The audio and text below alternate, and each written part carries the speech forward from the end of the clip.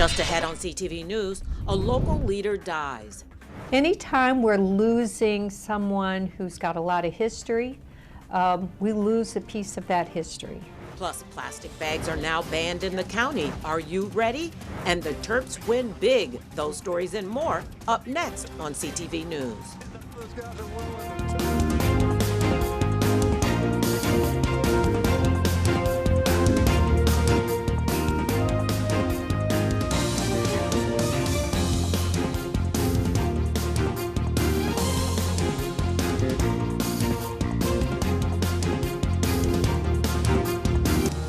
Good evening, I'm Taylor Thomas with a CTV News update.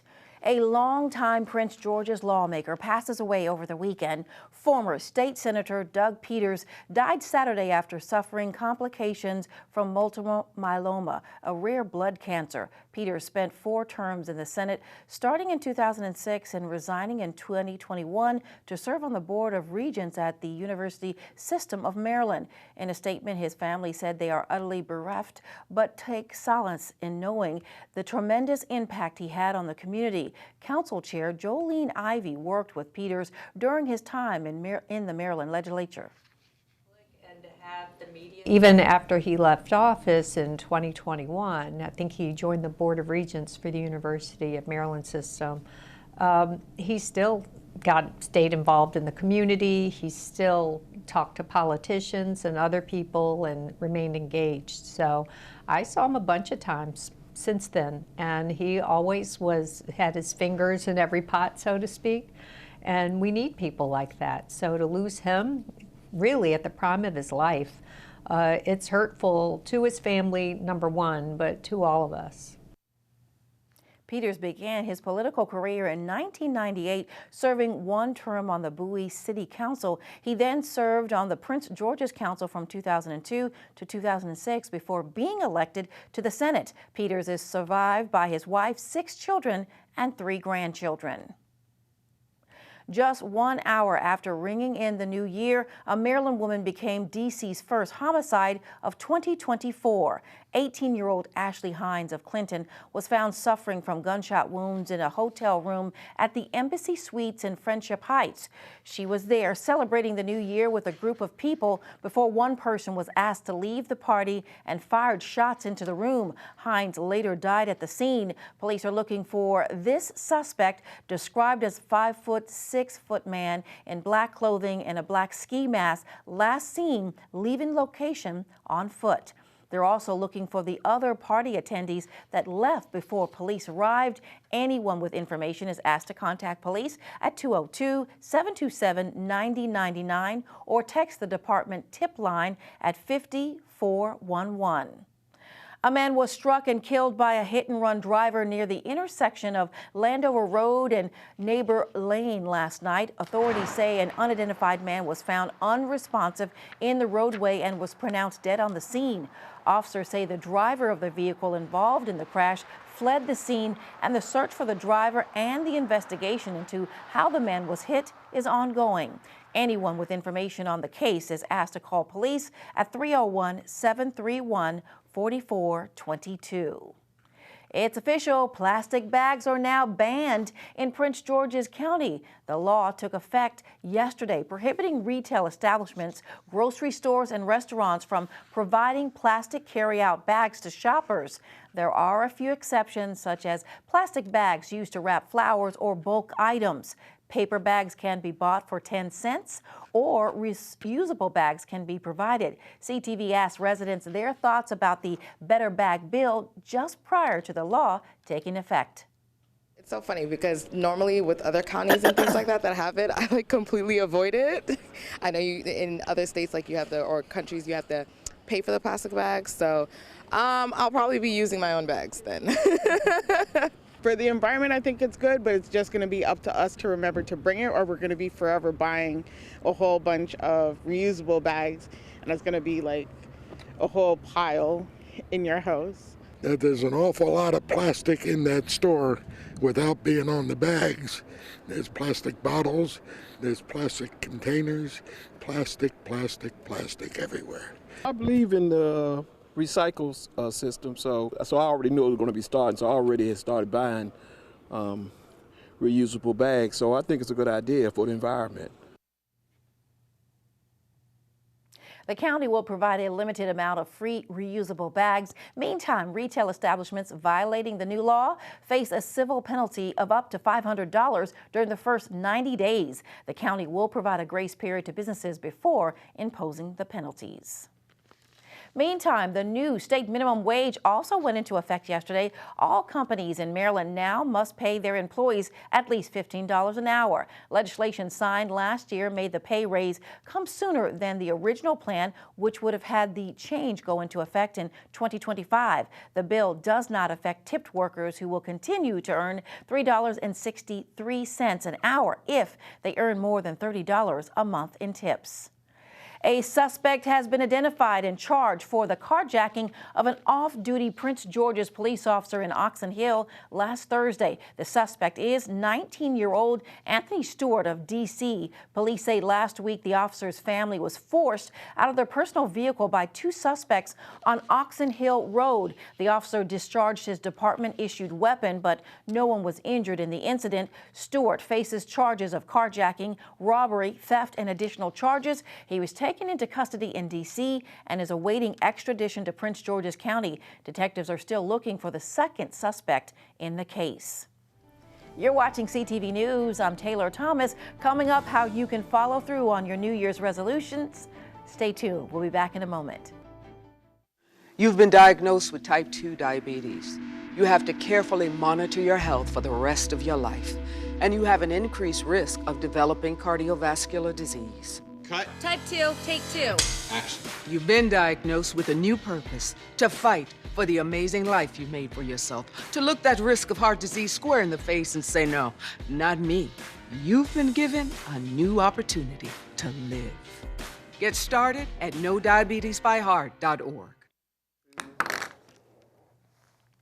Good evening and welcome back. The Prince George's County Democratic Committee has filled a vacant seat.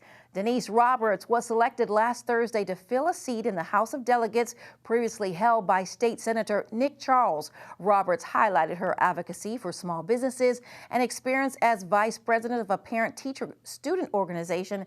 Governor Wes Moore has up to 15 days to confirm the appointment. The first day of the 90-day legislative session will be held on January 10th.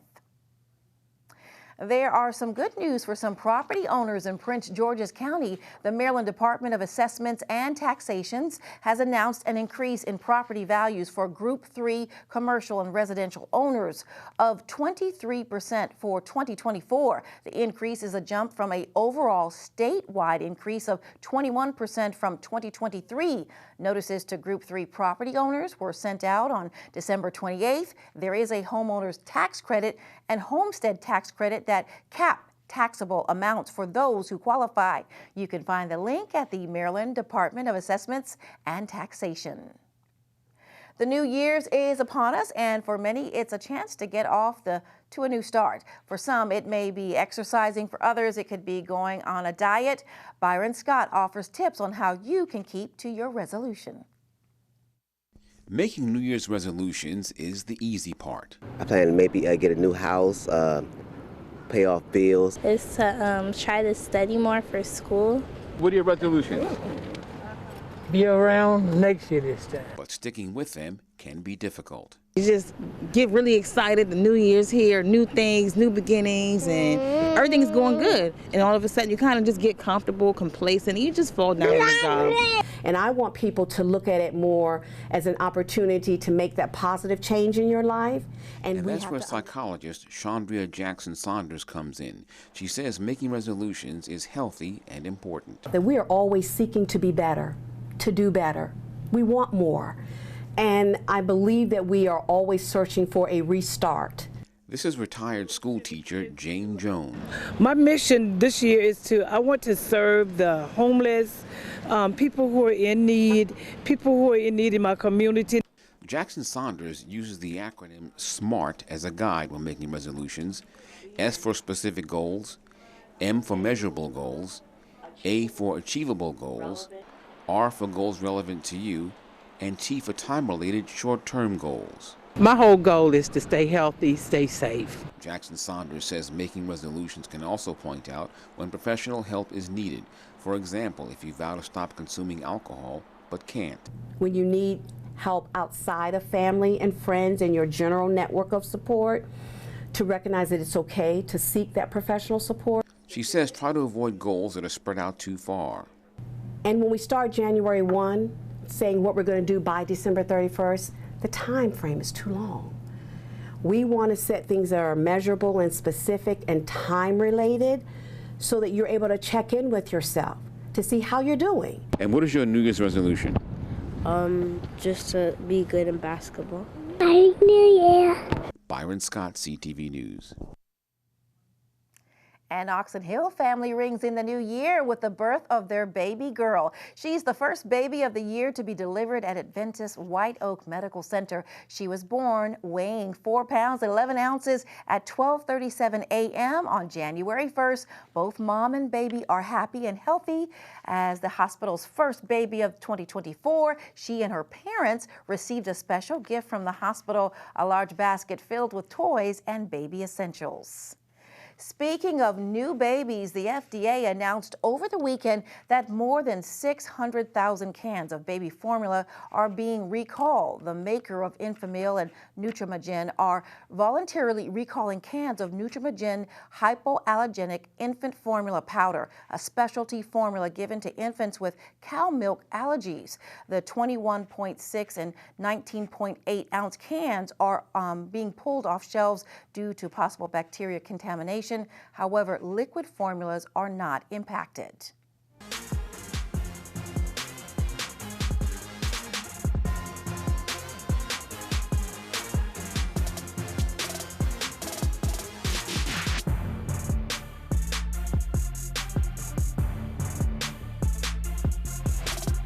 Okay, everybody, it's time for today's sports page.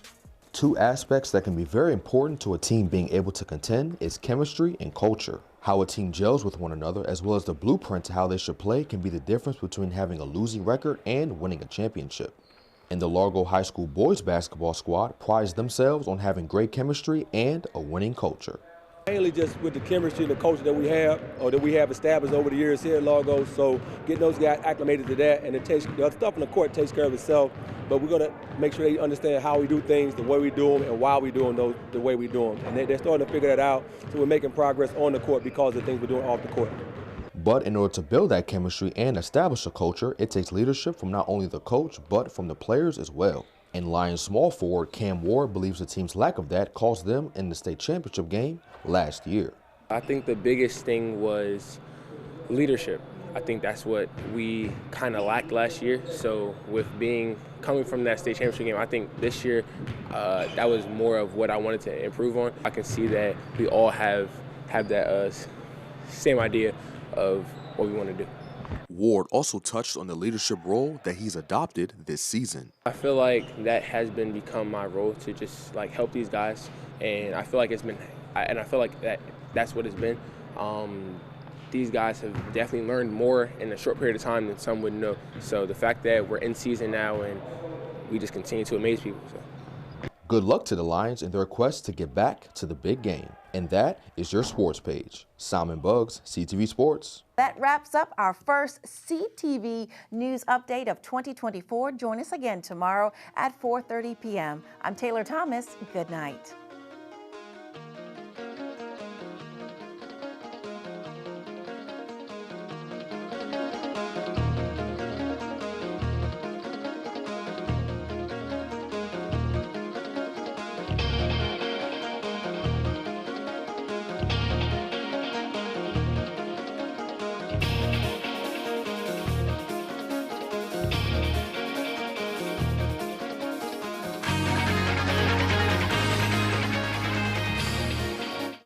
You've been diagnosed with type 2 diabetes.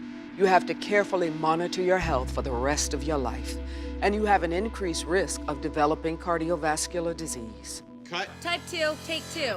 Action. You've been diagnosed with a new purpose, to fight for the amazing life you made for yourself, to look that risk of heart disease square in the face and say, no, not me. You've been given a new opportunity to live. Get started at NoDiabetesByHeart.org. It's easy to stay safe online. Learn more at CISA.gov/secure our world.